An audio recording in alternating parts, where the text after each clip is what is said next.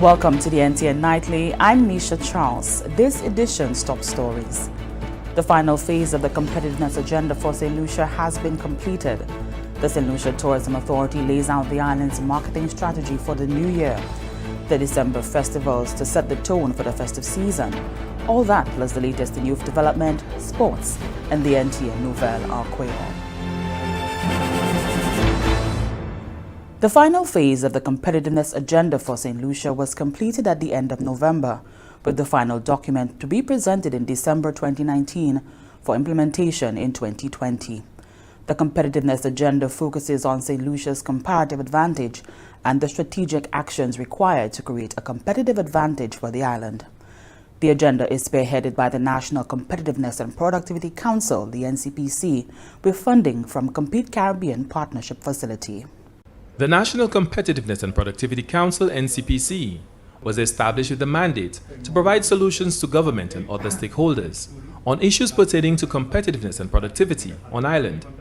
As such, the NCPC has embarked on the creation of a competitiveness agenda to boost St Lucia's economic growth, increase diversity and availability of jobs, increase access to finance, among many other areas, to create a competitive advantage for St Lucia. Financing the agenda is Compete Caribbean Partnership Facility. Dr. Kyron Swift is the project development consultant with Compete Caribbean. The Competitiveness Agenda really helps zero in and focus on the areas of strength, of comparative advantage that St. Lucia has, and then identifies the specific priority actions that need to be taken to really hone and refine those areas to a particular competitive advantage that will allow St. Lucia to compete with similar countries who are operating in its space, that is for this purpose largely the tourism and services space, and that would also really put it on a firm ground for continued growth, continued generation of jobs, revenues and exports. Dr. Swift added that the Competitiveness Agenda will provide a mechanism for coordinating and monitoring the various activities, with key stakeholders playing a vital role in fostering synergies for increased information sharing to arrive at the common goal of a more competitive St. Lucia. Director of the NCPC, Fiona Hinkson, noted that the NCPC will play a central role in bringing stakeholders together. The NCPC is expected to be the central coordinating body for the agenda. We will be working with key stakeholders or key agencies that will be implementing the competitiveness agenda. So although we are coordinating agencies in government like possibly Export St. Lucia, Invest St. Lucia, as well as the Department of Commerce, amongst other agencies, will be the implementers for the agenda. Compete Caribbean has pledged continued assistance to the NCPC in the implementation phase of the Competitiveness Agenda.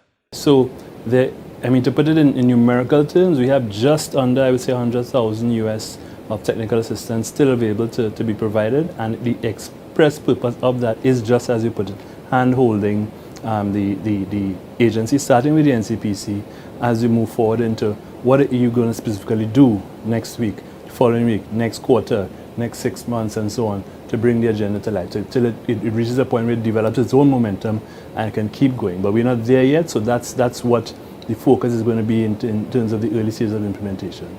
The NCPC aims to create a competitiveness index to measure the agenda's performance, while benchmarking St. Lucia's performance against that of other regional territories. The Competitiveness Agenda utilizes a smart specialization approach and focuses on St. Lucia's tourism industry and the competitive advantages and opportunities which can be explored and further developed.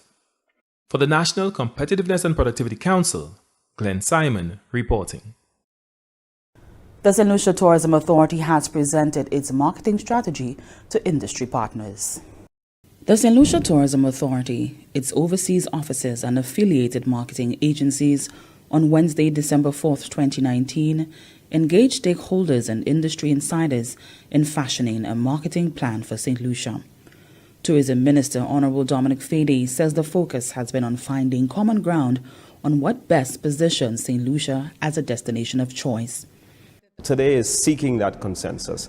It's saying to them that this is how we see it. These are our numbers. These are our analysis.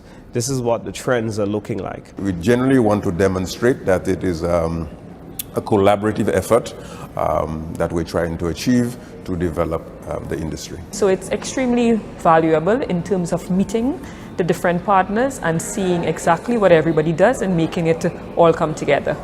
This marketing strategy meeting followed a similar exercise with industry professionals from St. Lucia's key markets in the United States, Europe, Canada, and the Caribbean region, making presentations to Tourism Minister Honorable Dominic Fede and Prime Minister Honorable Alan Chastanet. The presentations come against the backdrop of a 7.5% increase in visitor arrivals for 2019.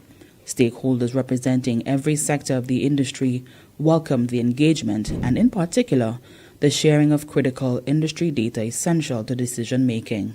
Absolutely. I think this is something that we need to do at least quarterly. And in terms of reporting, I believe that we are all stakeholders in this. And while we do get information on arrivals, in particular, I was very intrigued when I saw the information from the statistics unit about the type of arrivals that are coming into St. Lucia. Where are they staying? Numbers don't lie, and it's always great to hear the numbers that are coming to the island, the visitor stats. Knowledge is power, and the more knowledge we have as hoteliers, we can then be more strategic with our direction, so it's great. The St. Lucia Tourism Authority Chairman Nicholas John says the ultimate motive is to keep stakeholders informed and engaged in decision making. When we move on to implementation for the coming year, their views and inputs are incorporated in what we do. And what you've got to do now is to try to arrive at as broad a consensus as possible to ensure that everyone is on board and we agree on some of the marketing decisions that we've had to make. Stakeholders have called for this marketing exercise to become an annual feature of the St. Lucia Tourism Authority. The director of the Forensic Science Laboratory says the facility is poised to provide enhanced services to St. Lucia following major investments in equipment and human resources. The operationalization of the forensic lab is paramount to solving crime. Having been closed due to some mold issues, the building was rehabilitated and reopened. Since reopening, the lab has brought solutions to high-profile cases. Director of the St. Lucia Forensic Science Services, Fernanda Henry, indicated that the lab and its staff are ready and fully equipped to play their part, not only in the realm of justice, but also as a staple in the country. The laboratory is up to date, the instrumentation is on par. In fact, our instrumentation sometimes exceeds those that you find in US laboratories. Our staff are very well trained and they're very enthusiastic as well. So we have to increase our human resource capacity because when we closed and we reopened at less than half of our original staff complement. So we started with 4, we're now at 13, and we intend to grow to include more people and to build our human resource capacity so that we are more effective. Soon to be introduced at the lab are the areas of DNA and serology testing. A number of certified individuals are already employed at the forensic lab, and the government has also committed to providing the necessary funding for the move. Henry also explained that immense effort will be made to rebuild the public's confidence in the lab.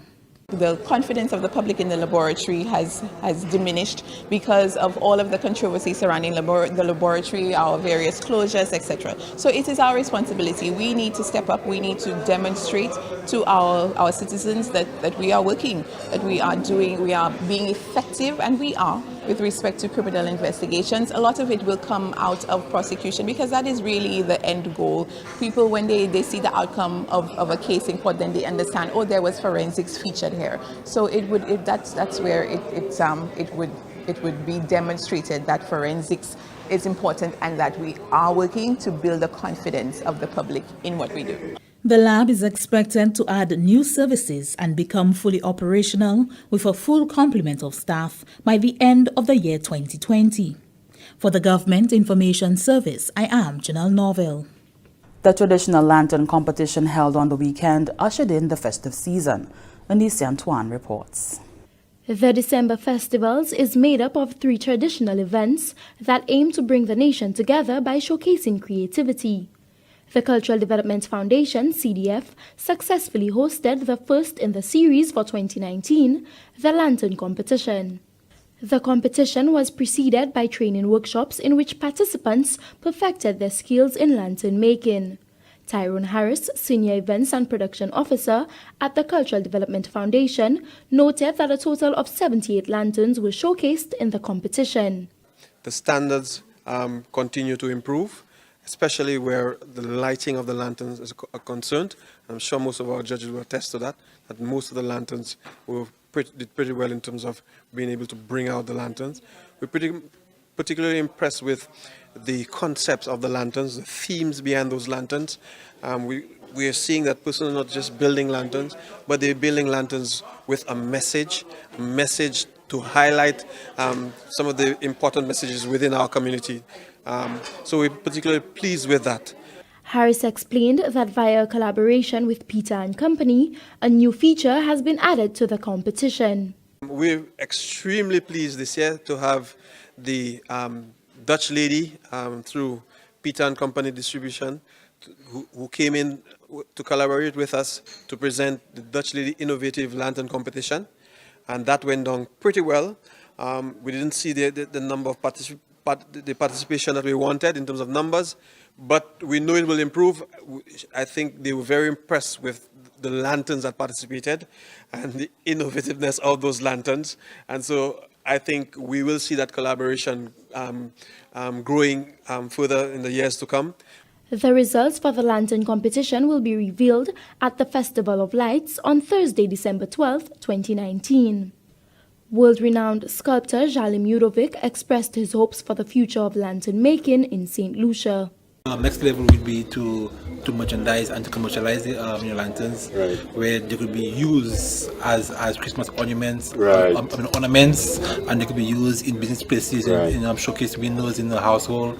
So I think we see the seed lane of a burgeoning industry. Part of our creative industries. That's my hope for the Lantern Festival, that one day we could produce serious professionals. The lantern competition took place on Saturday, December 7th, 2019. From the Government Information Service, I am Anicia Antoine reporting. And this is the NTN Nightly. Ryan O'Brien is up next. Climat la terre ka changé, et ça ka affecté nous toutes. Cyclone ka venu plus mauvais, gros de l'eau et la panne de l'eau ka détruit les animaux et plants. Quand la mer ka venu plus chaud, et ka tué place qui ces poissons nas la ka habité. La mer chaude ka aussi changé manière ces poissons ka quitter d'un côté et aller à l'autre côté. Cette liste a contribué en petit gaz en l'espace. Quand un petit pays, nous avons essayé de faire tout ça nous a fait pour assurer que nous baisser à sous quantité de gaz nous a servi pour empêcher la terre à venir plus chaud. Et faut pour baisser à sous quantité de gaz nous a servi, c'est mitigation. Le climat a changé. Il a chaque année, depuis nous tout haut le vent la terre, brûler gaz, l'huile et charbon. Et ça en cause la terre à venir à chaque plus chaud. Ça nous ne pouvons faire tout même, c'est pour adapter. Fait tout ça nous a fait pour préparer et répondre pour ces conséquences négatives à la cause du changement climatique. Nous tous, ça fait quelque chose. Par exemple, nous ne pouvons assurer qui nous protecter tout ça nous a planté. Servir fumier qui est naturel. Bâtir caille nous pour abattre dommages en temps cyclone et gros de l'eau. Construire canal pour de l'eau courir bien comme il faut. Et assurer qui canal là pas désordre. Faire tout ça qui est possible pour vivre en temps de changement climatique. Trouver plus d'informations à ce plan d'adaptation national gouvernement et des démarches ou même ça prend pour protéger le corps et tout l'autre Saint-Lucien. Welcome back. We join Ryan O'Brien for the latest happenings in youth development and sports. I'm Ryan O'Brien and welcome once again to your segment from Youth Development and Sports on the NTN Nightly News. As part of its music and arts program, the Ministry of Youth Development and Sports intends to initiate a program that involves primary school choirs caroling in public. Among the objectives are to expose students to the tradition of caroling and to provide an opportunity to display their singing talents, to create an atmosphere for bonding among students outside of the classroom, and to serve as a form of relief for students after their examinations through entertainment. This activity will take place on Wednesday, December 11, 2019, from 12 p.m. to 2 p.m. at Constitution Park in Castries. Target schools include Ave Maria Girls Primary School, St Aloysius RC Boys Primary, Canon Laurie Anglican Primary, Gordon and Walcott Memorial Methodist School, Camille Henry Memorial, L'Abbé SDA Primary School, Hiroche Primary School, and the Dame Paulette Louise Primary School. Tuesday, December 10th is finals day of football competitions among schools organized by the Ministry of Youth Development and Sports. At 10 a.m., it will be the finals of the under 15 boys. Miku Secondary and Choiseul Secondary will do battle. And at 11:30 will be the playing of the under 19 Division 2 finals between VF4 Comprehensive and Castries Comprehensive Secondary School. The third place playoff in the Big 8 will start at 1:30 p.m.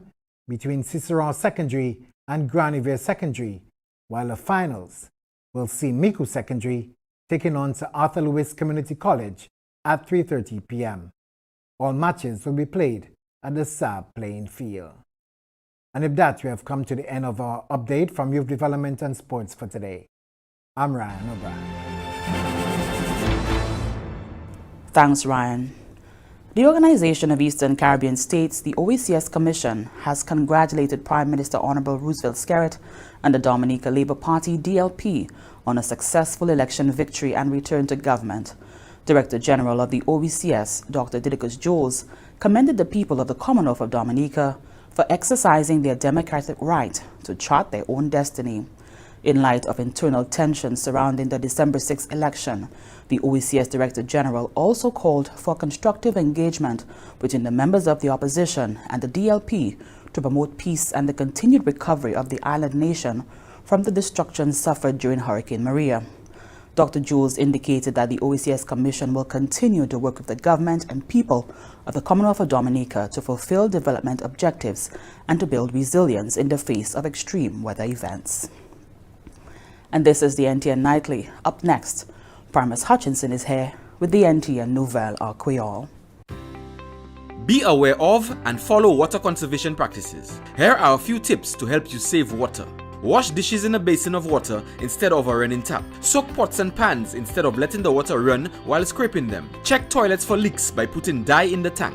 If color shows in the bowl without flushing, there is a leak.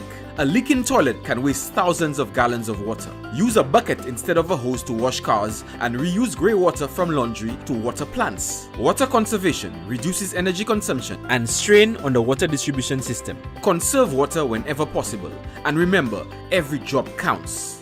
A message brought to you by the Water and Sewage Company Incorporated, WASCO. Welcome back. We join Primus Hutchinson for the NTN Nouvelle au Creole.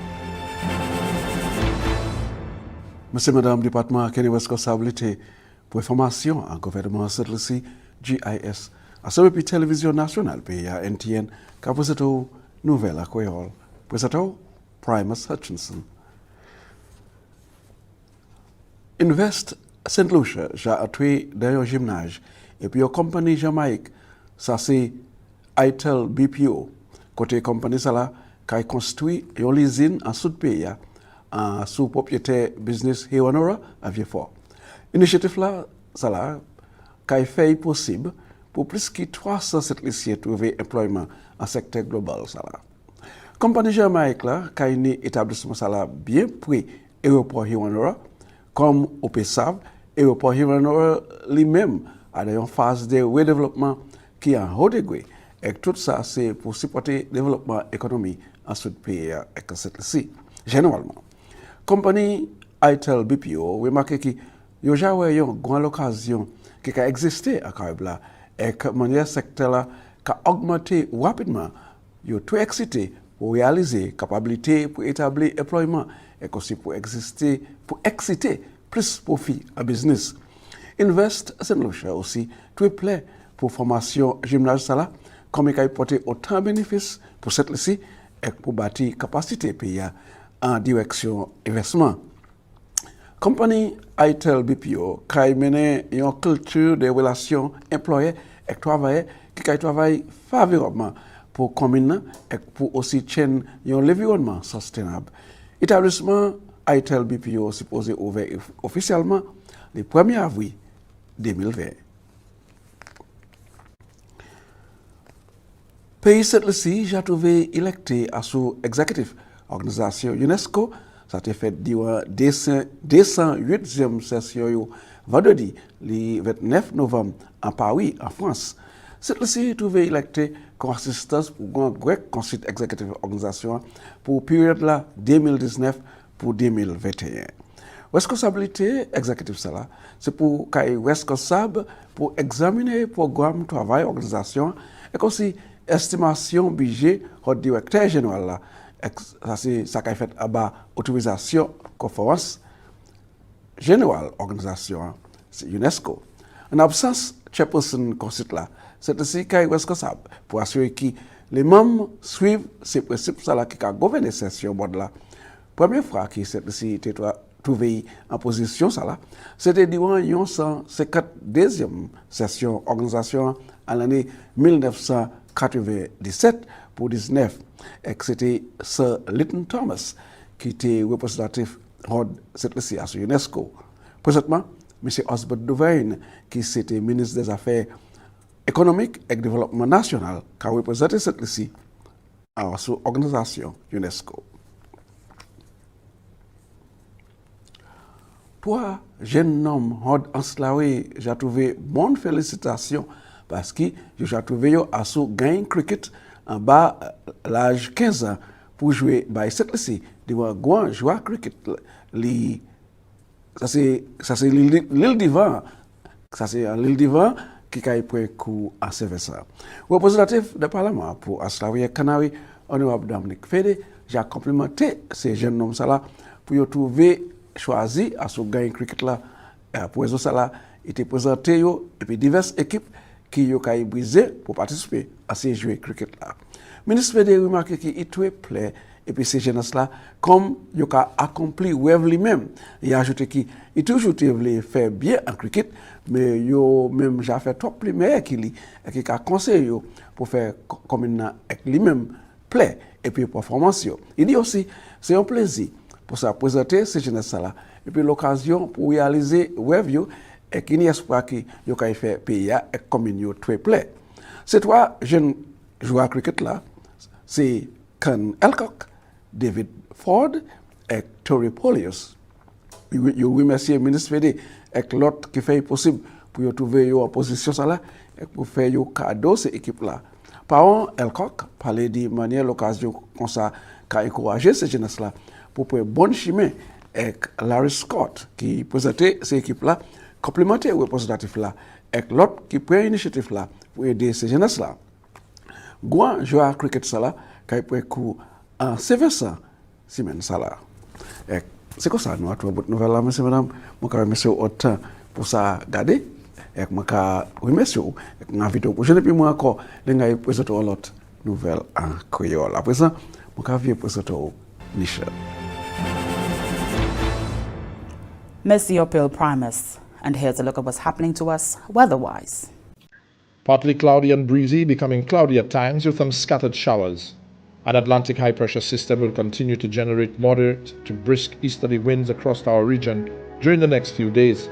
Low-level clouds drifting along the wind flow will bring occasional showers over the islands during the next 24 hours.